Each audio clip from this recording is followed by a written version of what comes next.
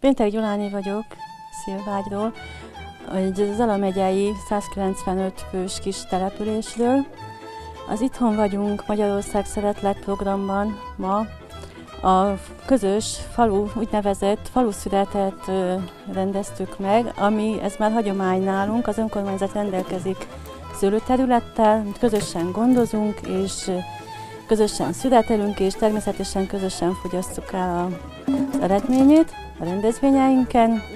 Gyümölcs termesztéssel is foglalkozunk, 77 kis csemetét ültettünk, gondolunk a jövőre is ezáltal, és szerintem ezek a közös együttlétek, a közös munkák kovácsolják legjobban össze a település lakóit, és ezt szeretném, hogyha más településeken is ezt folytatnák.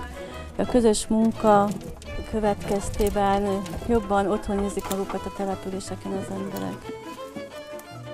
Hogy tudod, hogy várjuk kész egy pálinkát? Mi bajom lehet? Látod?